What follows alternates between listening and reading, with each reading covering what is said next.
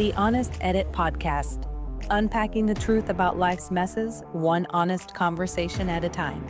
With your host, Scarlett, the no fluff, get it done mindset coach, and Holly, your go-to for all things practical, balancing chaos with compassion. Hi, y'all. This is Holli and Scarlett from the Honest Edit. Today, we're going to be talking about organized chaos, how our lives are a work in progress. And the reason why we're bringing this up is our clients kind of have this sort of thing that they always say, especially when they first meet us. And it's sort of this passing, oh, your house must be so perfect, or like magazine ready. And yes, when you walk in, I mean, they're all overall. But if you go open a door or a closet or a junk drawer, you might actually see some relatable circumstances. It doesn't necessarily like perfect Instagram post, which annoys the crap out of us. Yes, don't get us wrong, it's beautiful, but it's just not real life or it's social media. It's fake. Mm-hmm.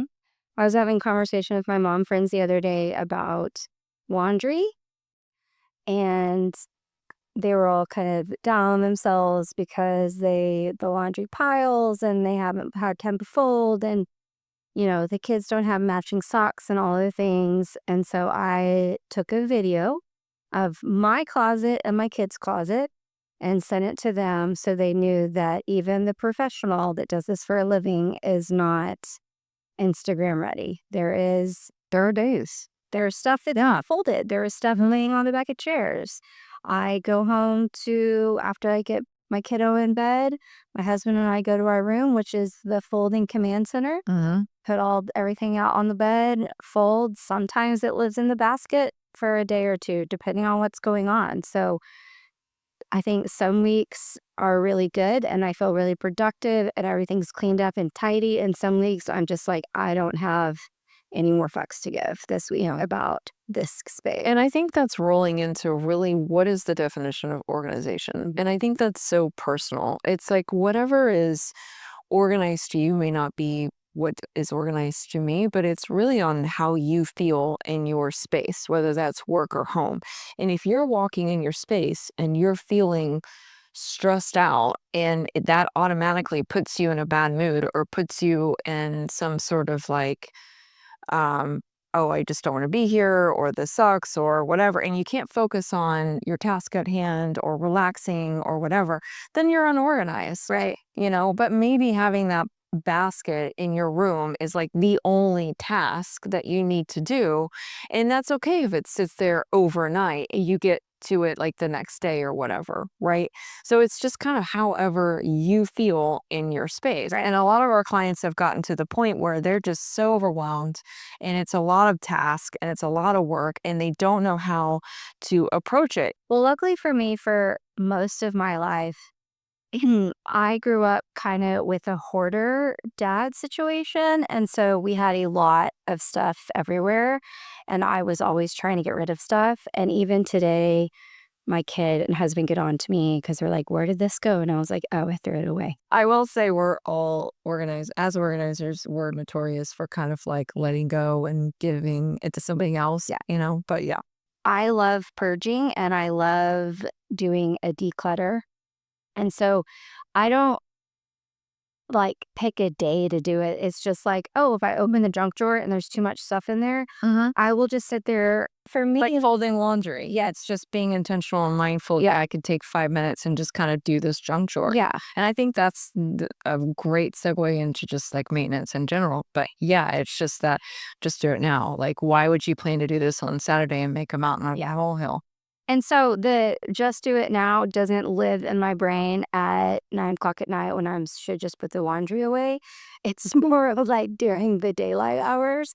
But I do that a lot. And then I feel so satisfied with that drawer or that thing being put away. And then it gives me the energy to keep going. And I think that's what differentiates us from our clients, is that we actually find a lot of joy with organizing. And I'm not saying that clients don't, but like, I get really excited when something has a new look and it transforms the space. It makes me feel better. And so, like we were talking about earlier, if you go into a space and you it doesn't make you feel good. Like you don't want to be there. You're overwhelmed. That is when you need help getting started. And I think with you saying that as well, it kind of goes into a little bit of mindset work, and I love talking about mindset stuff. So, think about everything as tasking. Putting away the laundry is flippin' tasking. Putting away your purse when you walk in, it's tasking. Putting away like your kids' toys at the end of the day, that's freaking tasking. Clearing off your desk, which I do all the time. But that I would prefer that pain in the moment than allowing things to pile up. And then all of a sudden I have a 6-hour project on Saturday when I could be doing something more productive, or I could be spending time with my family, or, it's usually date night for my husband and I on Saturdays. So I'd rather prepare for that or plan for it or whatever, right? So it's pick your pain, Yeah, 100%. I would rather just do the whole get it done. now instead of, I really did love the whole like when they came out, because I know the stupid trends that come out of social media and everybody like jumps on the bandwagon or whatever. But I really did like the whole put it down, put it away. Put it away. I did like that because that's a pain point I will remind myself of and go, I'd rather deal with that chosen pain in the ass thing, really, than have a bigger project, I'm laughing so much because last week kiddo was out of school and I took the week off, and I was feeling really low energy, and we were getting things out for decoration and hosting, and so my office became the catch-all. There was so much stuff in there, and it instead of me taking the time to put it up, because I was like, I don't feel like doing this right now.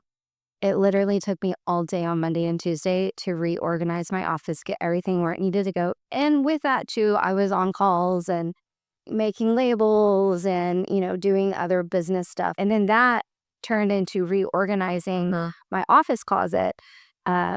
Because then I was like, I have too much wrapping paper, and now all the wrapping paper's out. And I went down the rabbit hole, but now I feel so much better now because all that stuff was in there, and it was something that I needed to do, and it really pushed me to get it done and to actually have it working the way I need it to work, because it wasn't super efficient. And so now, after the 1 week of the stuff piling and then the 2-day project, and I'm doing this also in between clients and between dinner and kid and all the things. So it really does behoove you to do it in the moment if you can, and just taking a few minutes to get it done. But I feel that this time of year for me is what my spring cleaning would be. What needs to go. We start, getting deep in the attic with all the holiday. It's amazing when you start shifting all that crap that you're going, I really do have too much holiday shit when I am just not needing all of this stuff. Well, I will say Halloween is my favorite holiday, and I don't feel like I have enough. I've got pumpkins, I've got skulls, I've got spiders. Everybody has their thing, though. Yeah, right. Yeah. So for me, Christmas is pretty minimal. Every other holiday is like in one bin. Yeah. So Halloween is just my thing. It's fun. You prioritize what your thing is. Kind of like in my closet, I have minimal blouses, shoes. Yeah. Somebody might walk in and go, wow, that's a bit much. But to me, I'm content with it. Yeah, I always see all my pretty shoes. Makes me happy. So I was with a client the other day, and we have an ongoing maintenance for a playroom because she's got 2 littles. And, we've talked about before how the kids just come home with bags of crap all the time. Just junk, never ending. I used to put the junk that didn't go into a category into a box, and then we would go through it, and erasers and stamps and candy and stuff that they bring home from birthday parties and stuff. And now she's just throw it all away, and I'm like, yes, I get it. I did, because honestly, that's a pain for my husband and I, because he wants to keep all my daughter's old artwork, and we kind of go back and forth. And I'm like, my daughter doesn't even remember 95% of the shit, nor is she gonna want it. Yeah. We're just gonna be dealing with it later, and that's exactly what the client and I were talking about. And she's like, I can't even believe I kept all this stuff. I'm just going to toss it now. I don't need it. I don't want it. I don't even remember her doing this. She kept 3 or 4 things. out of that pile. And literally, I remember going through that exact same pile so many different times, and she really wanted to keep it. But it's like, as the kiddos get older, your priorities change. You know, you don't want to keep every little thing that they draw a line on a piece of paper, and you're like, look at this, it's like a Picasso. And yeah, I keep it. And I'm going, yes, it's just a line, but that's cool. You know, everybody's got their thing. Well, I feel like so the Halloween stuff comes down, and Halloween goes up, and Halloween goes back up, and then it's the fall, like Thanksgiving, and then it's holiday. And so what she wanted to do was go ahead and take Christmas down, but then put Halloween back up. And so I'm like, well, but then next year you have to take Christmas down to get to Halloween, and you need Halloween first. So we reorganized that shelf in the closet. It's like one of those that live on the ceiling and that come down. So Oh, yeah, we're talking about. yes, yeah, so cool. Oh, I love those. I know they're great. So they're like $200 on Amazon. You hire a handyman to put it in. Yeah. They're the best because you don't have all the tubs and the totes on the ground. You know what? I forgot about that. And I'm glad you said that, because I have a client that needs something like that pretty quick. So we reorganized up there so she can get to the holiday. She's a big holiday decorator, but she can get to the containers without having to pull down a year of holiday to get to one specific one, and then, relabeled and made sure that everything was there. So that was really satisfying because her Halloween stuff had been sitting down in the middle of the garage. And so that everything went back up, and it was perfect. It made, so you think about too, like whenever you're organizing, like when are you going to bring it out again? When do you need it again? Are you not going to need it for a year? Can it be put away into a different area? And especially like during the holidays where we know we're going through a bunch of stuff in those weeks, like you said, clients blur, but like I feel like holiday weeks blur to me. Like once Halloween hits, it's like, oh, it's neat. It's a racetrack. You're moving at like Mach 10. Yeah. Because you're decorating for whatever it is you're doing personally. Mm-hmm. And then, you're entertaining and then family and then whatever. But then we're also going out and we're holiday decorating from clients. Like I did decorations.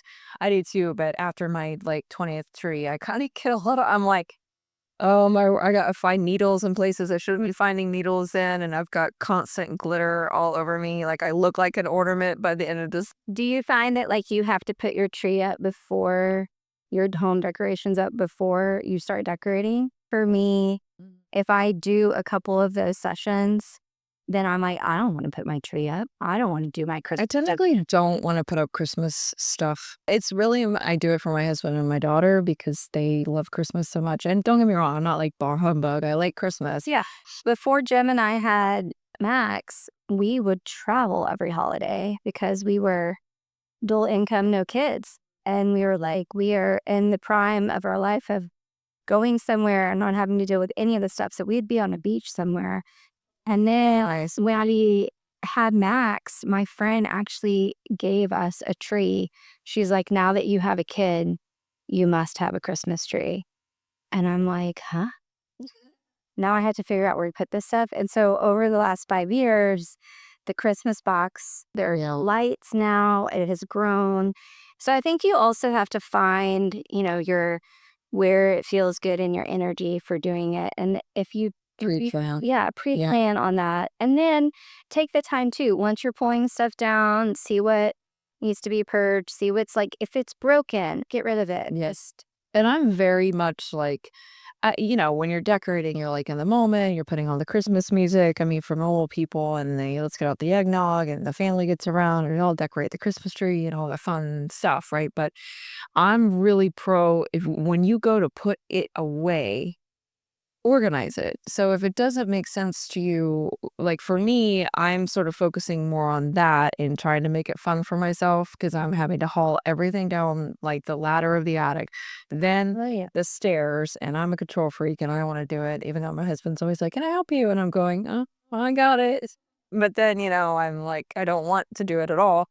But it's like, at least when you go to put it away after the holidays, that's your moment. Yeah. Your last moment, really, to decide, do I want to keep this for next year? Did this work for me? Did I use this year? Do I really like this color anymore? Or can we like pitch it? Right. And just, yeah, revamp it before you put it away. Yeah, Mhm. absolutely.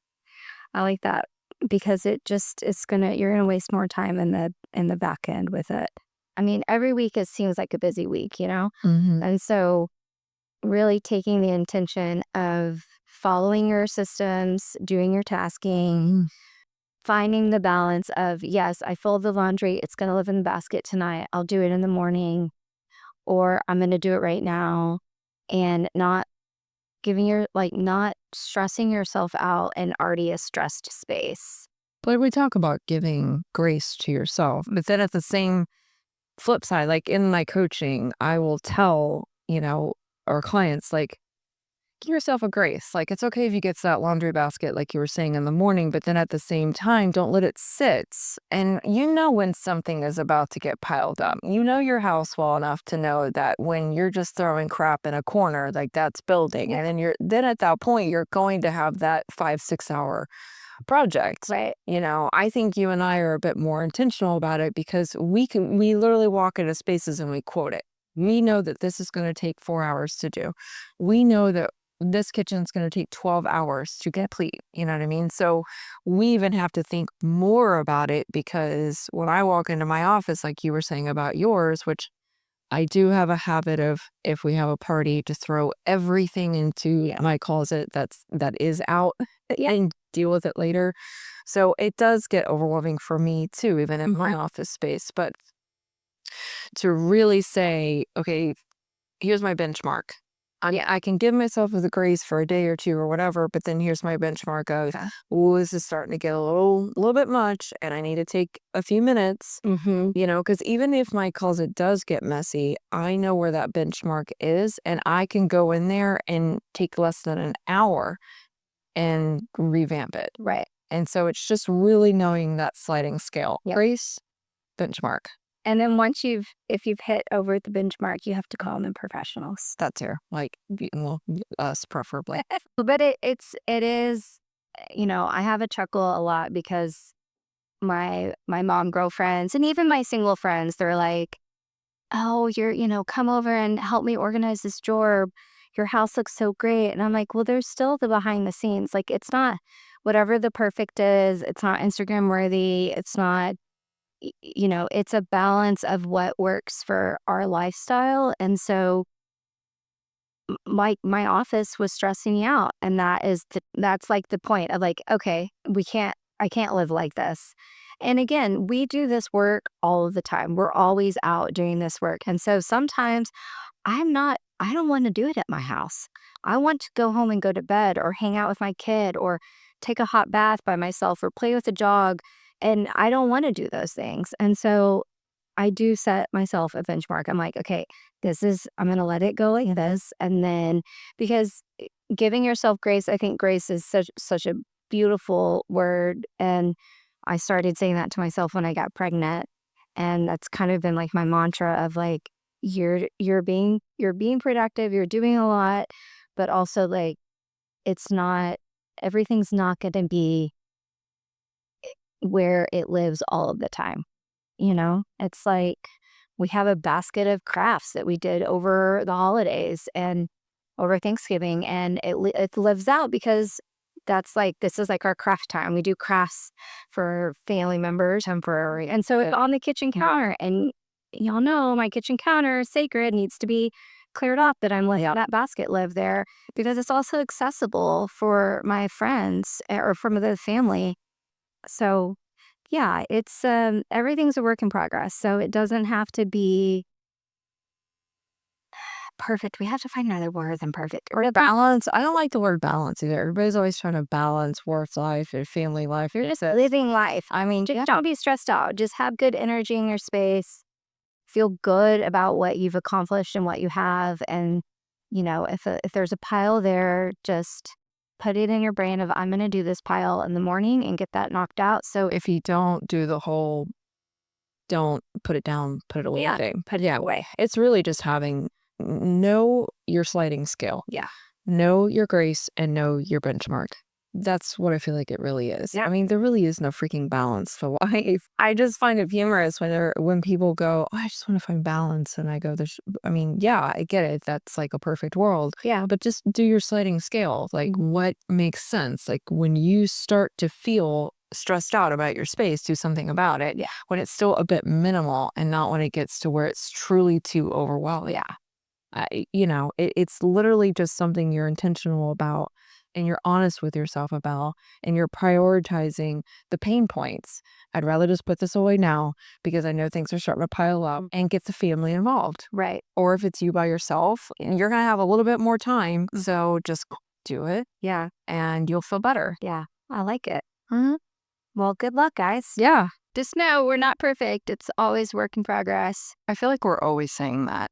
I just feel like in our world, things feel like it has to be perfect. Everything has to be cohesive. Everything has to be great, beautiful labels. Everything has to be these really expensive bins or whatever. It doesn't have to be that way. It's really just all how you feel in your own space. If you have peace and you feel calm and you feel productive and efficient in your own space, then that's good enough. Yeah. That's great enough. Yeah. And that's really what it boils down to, And I feel like sometimes to kind of close this episode up, we have to remind ourselves of that too when we're in a client's house, that we want everything to be like meticulous and beautiful and that wow factor for clients. And we got to step back and go, no, it's really just how they feel when it's done. Yes. They could just take a deep breath. And that's the most important part. It's going to work for their lifestyle. Exactly. And it's easy to understand and it's easy to do with their own habits and how they live their life. And it's really what that's all about. So in our next episode, though, we're going to be talking about containers. Speaking of cohesive and pretty and all the expensive things, we have loads to say. How many bins is too many bins? Oh, yeah. Or what type of bins? Or what are you buying? Or You're hitting the bins. sometimes the bins can become cluttery. Mm-hmm. Yeah. So we're going to be talking about that next time. We've got a whole lot of opinions on that. Yes, we do. Thank you guys for joining us. We'll see you next time. Bye.